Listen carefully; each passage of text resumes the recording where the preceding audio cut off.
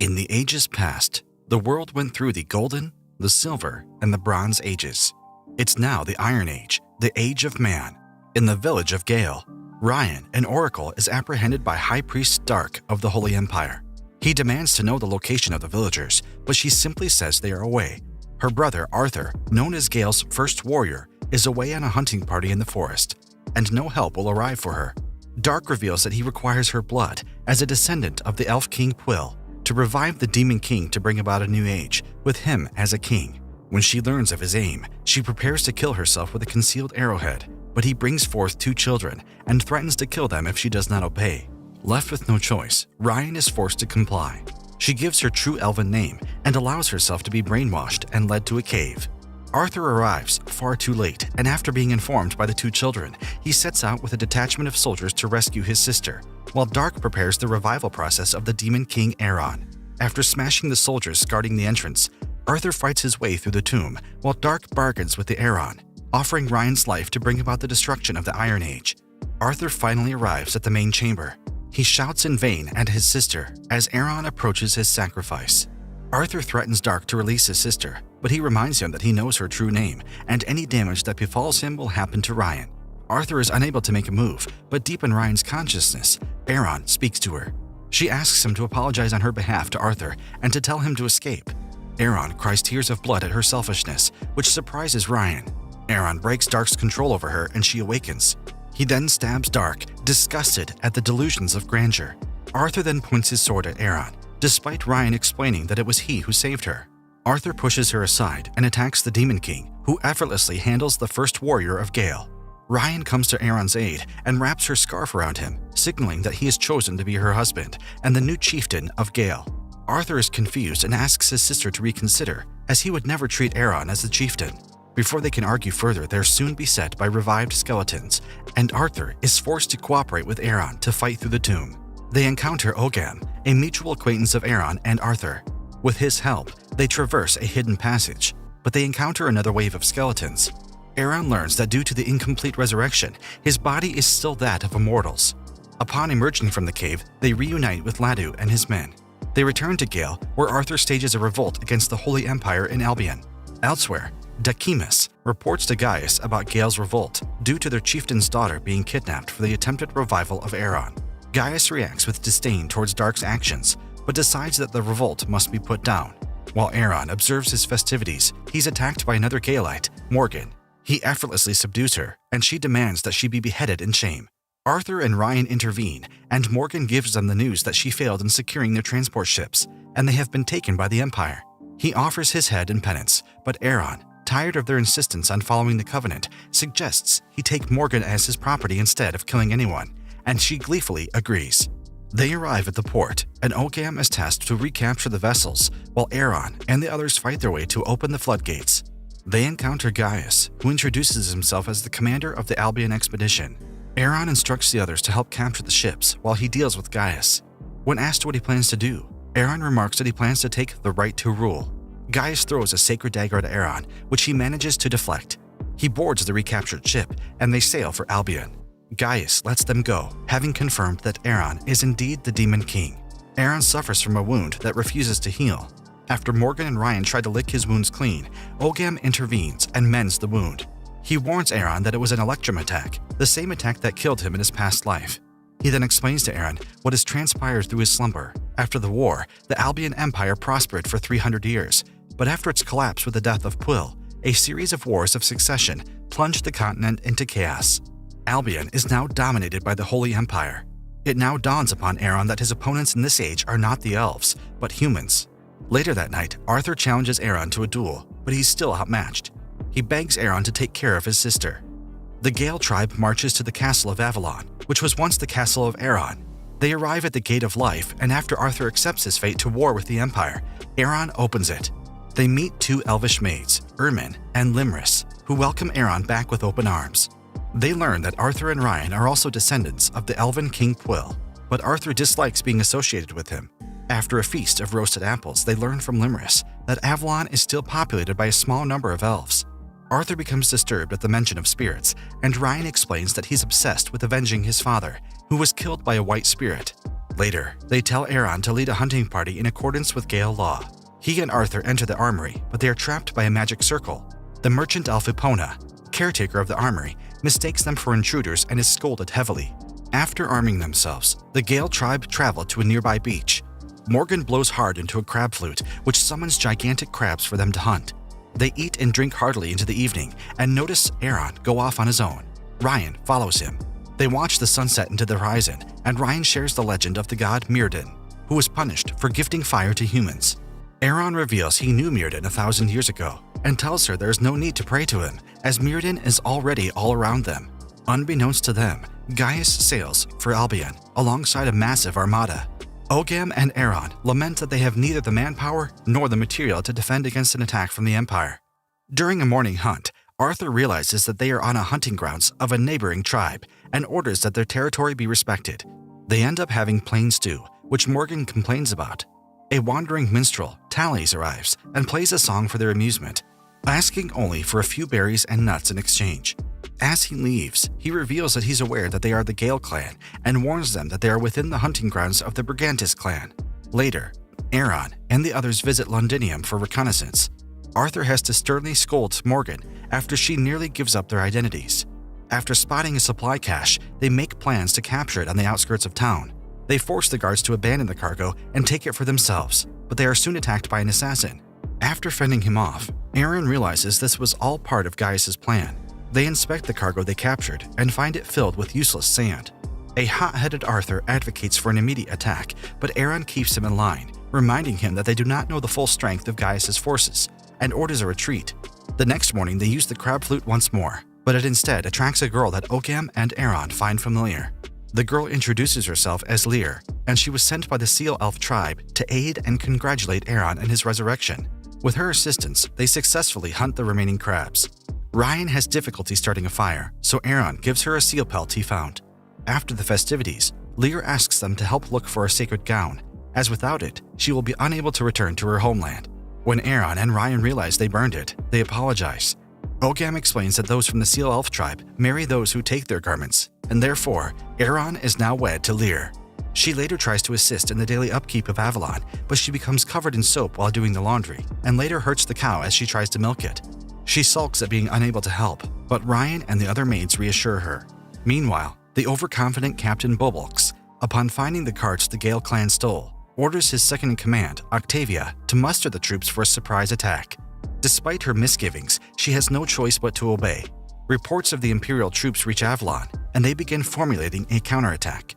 They plan an ambush in the forest, and using a felled tree to cut off their retreat, the Gale tribe descends on the Imperial troops, slaughtering them in droves. Bobulks is stunned by the ferocity of the attack and is unable to issue any commands. Octavia orders the retreat herself. A panic-stricken Bobulks cuts the bridge before all his troops have crossed.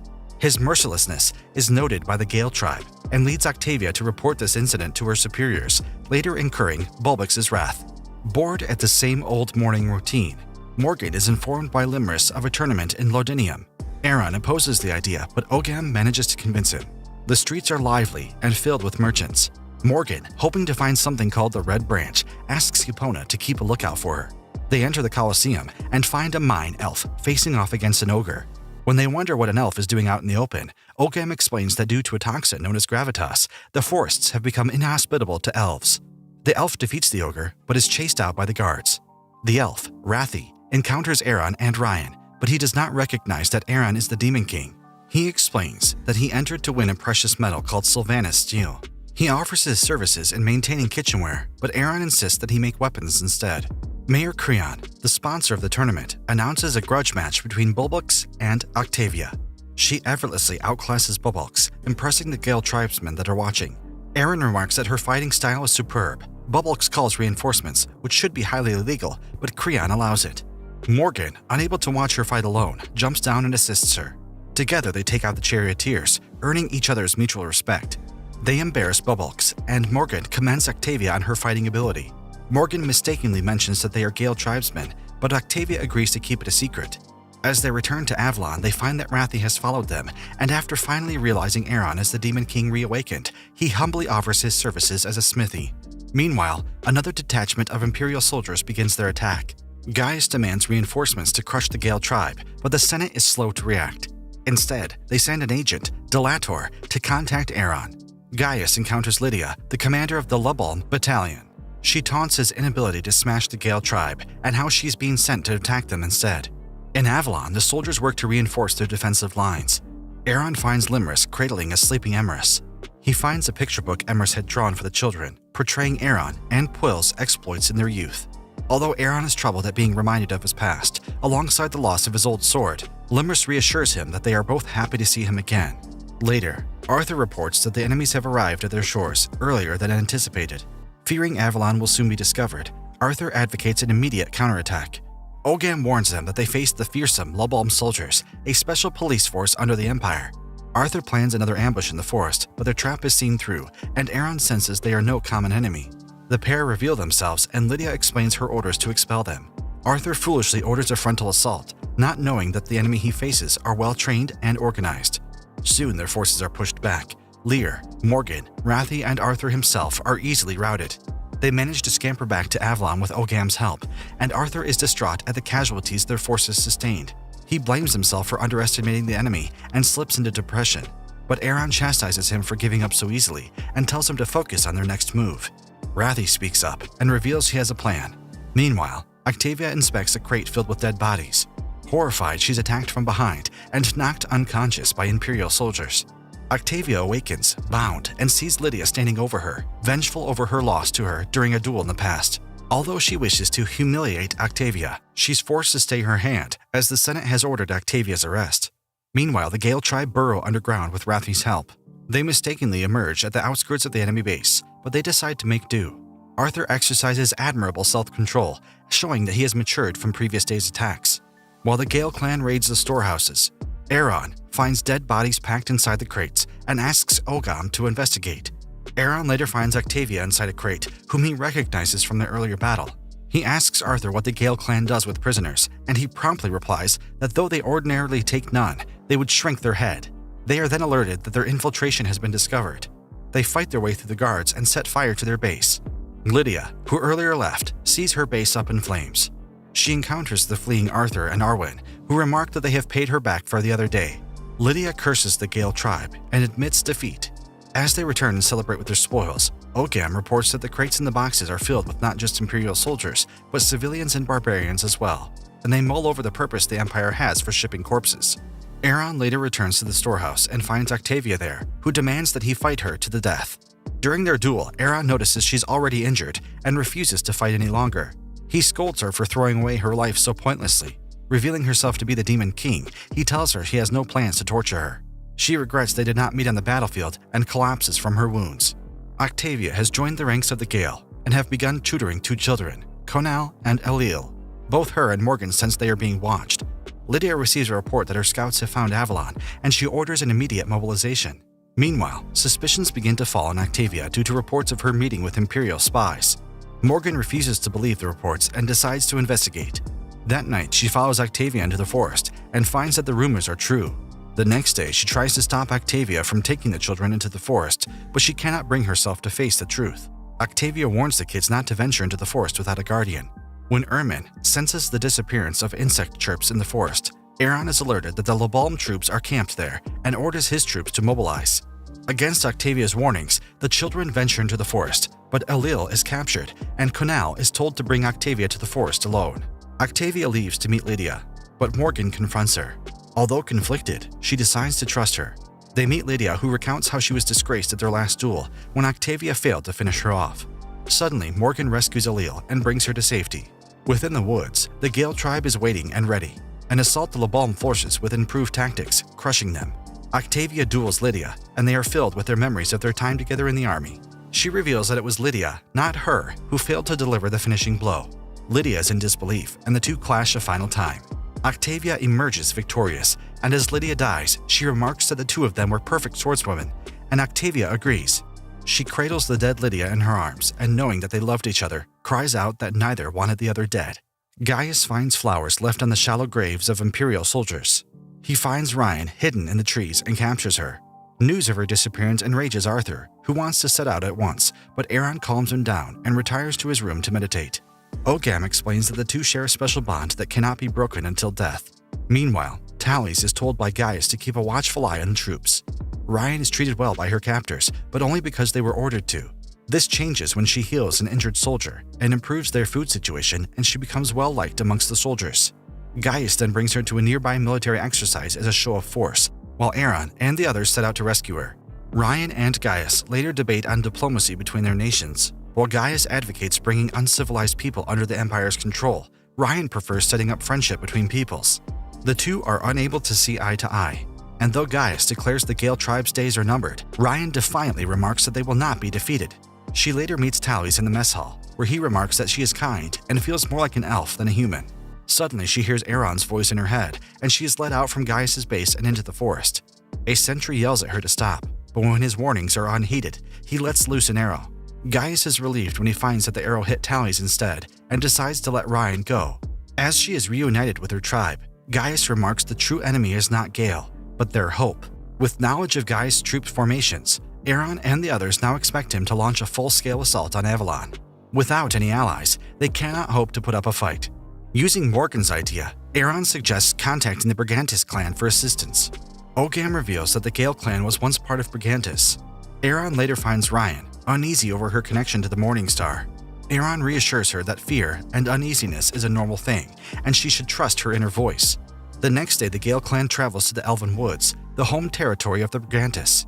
They're surrounded and are surprised to find Talys, who is revealed to be a Brigantis clansman.